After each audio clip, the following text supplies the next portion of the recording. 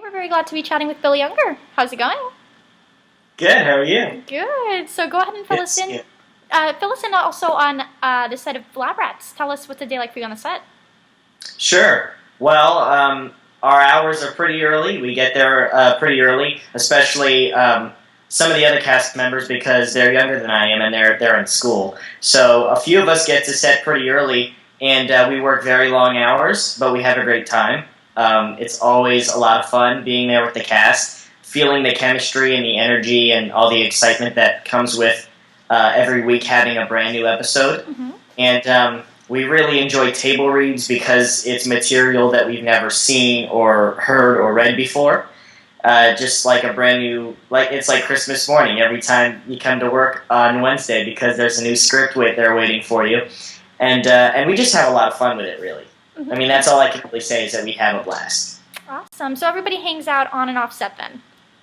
Yes, of course. We've actually been on hiatus for about a month and a half now, and we go back in August. I believe it's nothing set in stone, but I think it's like the 22nd is our first day back to work for our second season. But the whole cast has gotten together a few times over the hiatus just to make sure that the chemistry stays there, keeps its place, and also to make sure that we see each other every once in a while. Right. Because we enjoy spending time with each other just as much offset as we do on set. We all have a good time. Oh, that's awesome to hear. And then can you go ahead and tell us anything about Season 2? Anything we can expect, or what do you think is going to come? Season 2, I've kind of been talking with the writers a little bit. They have they have a lot of ideas. They have a lot that they're working on as far as episode plots and not only characters that they want to introduce in Season 2, but also situations they want to put the characters in. Mm-hmm. I don't know much about what they want to do with all the other characters, but I do know that with Chase, they want to amp up the comedy. They want to bring back maybe a few glitches you saw in Season 1 and take them up a notch, kick it up a few notches in Season 2. I know that they want to put Chase in a few really awkward, uncomfortable situations because I think the audience has really responded well to seeing Chase kind of squirm in like an uncomfortable situation. Right. Just that sort of the facial expressions and the comedy that comes along with it that ensues with that. So I think you'll see a lot more of that in Season 2. Oh, well, we're excited. Now you got us all excited. We can't wait to see it. Me too. I can't wait. Can't wait to get back to work. I'm sure the number one response you get on Twitter and all the fans is the refrigerator dance. Yes. Come on, yeah. You have to do it for us. Can you do a little bit for us? Sure, if I can remember it. I think that is a perfect example. The refrigerator dance is a perfect example of something that they want to put more of in Season 2. Yes. Just stuff that people really responded to. The refrigerator dance, Spike, yes. His commando glitch. They want to bring some of that back too. But here, I'll see if I can do a little bit of the refrigerator dance for you. Oh, awesome. Yeah, okay. How did it go? Wait, I have a pickle, an invisible pickle. What is it? Yeah, can you remember it? Invisible pickle. Awesome. I can't remember it. I can't remember. Everyone will have to go back and watch the episode. Hold on. You know what? I wrote a little bit. Okay, we have open the fridge. Grab the eggs. In the fridge. Grab the eggs. Yes. Check on the eggs. Open the mayo. Spread the mayo. Open I love it in your face. Spread the mayo. I love it. See, this is so memorable of Lab Rats, though. I love it. Awesome. Yeah, I think the audience really liked that one. Originally, it was supposed to be Spencer and I, and Spencer was like, because it was such a kooky thing, for the characters to be doing. I just decided that I was going to have fun with it and go all out. Just, make it funny, make it big, make it, because the character wouldn't know any better. And I think that's really funny. The character would think that's how you get a girl to go out with you. That's how you woo a girl. That's how you make a girl like you, is by doing the refrigerator dance. But he couldn't have been more wrong. I think that's just funny, It is. But it seems like you fit your character so well. Are you like him in real life? Is that really you, or what do you? I think there are some Chase and I have things in common, Mm-hmm. and there are things that throughout the first season I brought to Chase just to make him a little more interesting. The writers do such a great job of giving these little the little details in Chase that some people see, some people don't see. Mm-hmm. But when you notice something, it's like, oh, I see what he's doing there. Oh, that's funny. So I think that something I have in common with Chase is the martial arts Mm-hmm. end of it. When he's going on a mission and he's kind of like the martial artist of the group. You see a lot of fight scenes from Chase, especially in the Bionic Birthday Fail episode, which aired recently. Right. You saw a few fight scenes. And I think you'll also see a few more episodes with fight scenes in them later on in the season as well. That's something that wasn't originally in the script that Chase was a martial artist, Mm-hmm. but when they saw that I was a martial artist and that I was capable of doing those things, they wanted to take full advantage of capturing that stuff on film, so they wrote it in. And so that's something that wasn't originally a part of Chase, but it is now. Uh-huh. So that's something that the two of us have in common, and I think that the sense of humor also. That's great. I would like to say I don't know that I'm quite as smart as he is, but hey, I graduated a year and a half early. I should be all right. There you go. Exactly. Well, if not, you portray a really smart kid, so there you go. You're living out best of both worlds. If you can't be a smart kid, play a smart kid. Right. Exactly. Yeah. And yeah, speaking of your martial arts there, you were on Kickin' It. Tell us about that experience. Yes, I was on Kickin' It. I believe the episode was called The Wrath of Swan. Mm-hmm. And I was just basically the kid that, the new kid in school. And when Kim, Olivia Holt's character, asked Jack, Leo Howard's character, to go to this the Swan Court Cotillion ball with her, and he said, "There's no way I'm going. I'm a dude. There's no way I want to be seen at that sort of event."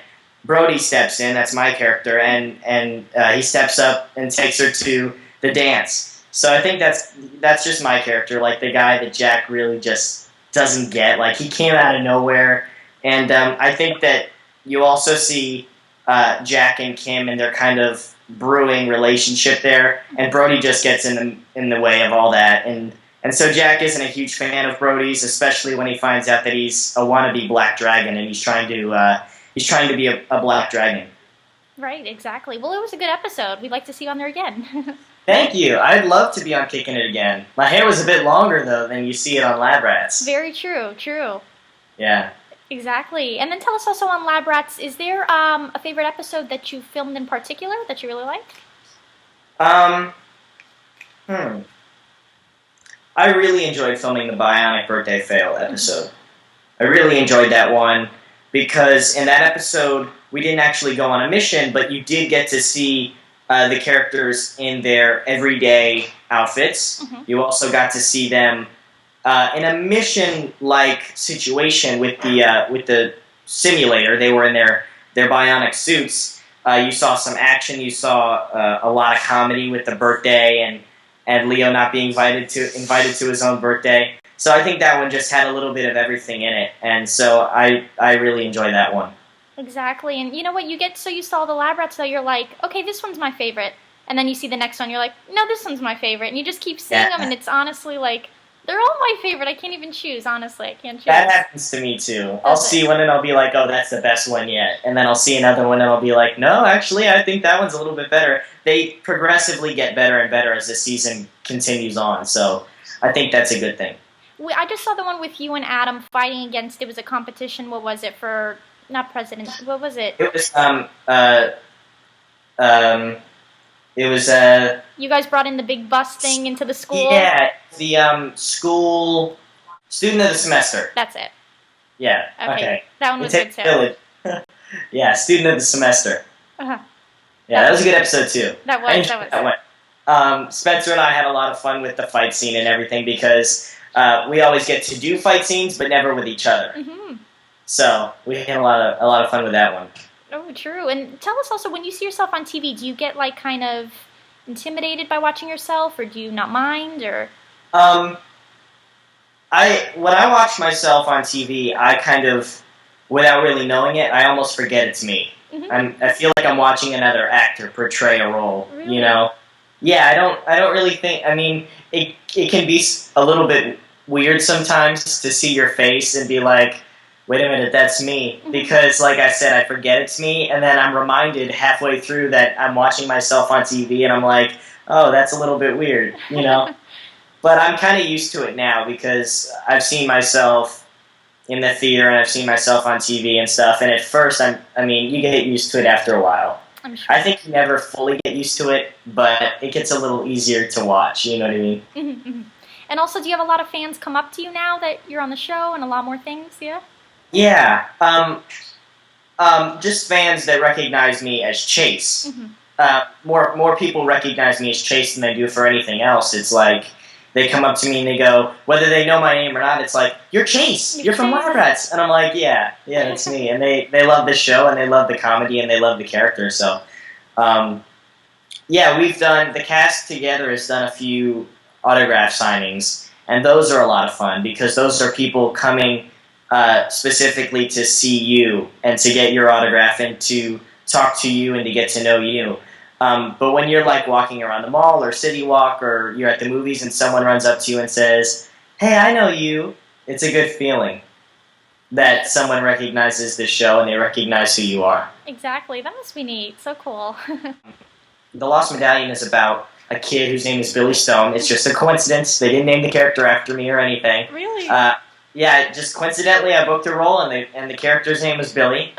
So, it's about a kid named Billy Stone, and he's searching for a lost medallion that's been, unseen or unheard of for hundreds and hundreds of years. And he's a young archaeologist searching for this medallion that his mother, before she died, told him was real. And he's, he believes 100% that what his mother told him was the truth. And so the whole movie's about him trying to find this medallion, and then he finds it along with his friend, and it takes him on this journey where they go 200 years back in time, and he gets to see what his island was like 200 years ago, and he also has to fight the evil King Cobra, which is a warlord who's trying to conquer the island that he lives on. So really, he just gets the chance to make the island that he lives on today a better place by making a few changes in the past. Oh, interesting. That sounds like such a cool concept, and it's so like, neat. If you think about it, it's like Back to the Future meets Indiana Jones. Oh, very nice. I couldn't think of a better movie concept. There you go. Yeah, it's cool. It's a good movie. So when does this come out? I believe it comes out in November. Oh, in November. Well, looking forward to that. I'm sure everyone can't wait as well. Yeah, I can't wait either. I'm excited. Cool. And then we're also going to ask you about your Twitter, which is @Billy Unger. Congrats on 50,000 followers, by the way. Thank you very much. Thank you. Tell us about your Twitter. How do you like using it? I like using it just to interact with the fans, to get to know what their day was like, to put information out about brand new episodes so people know when to tune in and to watch an episode. And I always like to put something a little special in there, as opposed to just Thursday night, 8:30, I always put, Chase does this or Chase does that, look for this. So I give the followers a little something to look forward to, and I have a lot of fun with that. Awesome. Well, tell us, do you have a favorite tweet that you've tweeted, or someone's tweeted to you? I have done so many tweets over the years. Right now I'm really enjoying Instagram too. Instagram. Yeah, enjoying Instagram, and I always link to Twitter so that people can see what I'm Instagramming. They don't have to go look for it on their iPhones. But I really enjoy putting out photos and, this is where I was at last night. I just recently put one up about a commercial with Slash and Betty White, the LA Zoo commercial. Have you seen it? I did. I actually saw that Instagram picture of yours too. I saw that. It's such a funny commercial. And being that I've worked with Betty White and I've never met Slash, but I'm a huge fan of his music and Guns N' Roses. I just love the commercial. To see the two of them, someone that I've worked with and someone that I want to work with or want to meet together, and they're both so cool. Betty White's the coolest person who ever lived. So seeing the two of them in that commercial just cracks me up. Oh, you're lucky you get to say you work with her, though. That's so cool. I'm very lucky, yes. I am. I know plenty of my friends are like, it's not fair, you got to work with Betty White, because she really is. She's so witty and so cool for her age, and she is like a grandmother. She kind of took me under her wing when I was filming You Again. And she's, she may be however old she is. I think she's 89 now, but she's like 20 at heart. So she's very cool. Well, it's funny because everybody says she's like the definition of an older swag. You know what I mean? She's got her own cool essence. That's perfect. That's a perfect way of describing Betty White. She's an older definition of swag. Yes. There you go. She's got her own coolness. I want to meet her now. You're making me want to meet her. She does. There's cool, then there's very cool, yes. Then there's super cool, then there's Betty White. There you go. Yeah. Perfect. That's cool. And I really like how her name has just become so much more popular now, because she deserves all the credit that she's worked, so. Yeah, she does. And with her show Hot in Cleveland, she's working more now than she ever has. Yes. So, yeah, she's very deserving of it. Well, awesome. And I was going to ask you, who would you like to see guest star on Lab Rats? Anyone? I mean, Betty White? Yeah, Betty White is my grandmother. There are so many great actors that I'd love to see guest star on the show. Mark Wahlberg would be very cool. I'm a huge fan of his. Tom Cruise. Yes. Brad Pitt. Any one of those actors, Leonardo DiCaprio. If the writers could find a way to fit a character in there, one or two, for some of my idols, some of my inspirations, I would really love that. That would be awesome, and for us at home to That's watch. Like a dream of mine. Good dream, good choices, really good choices.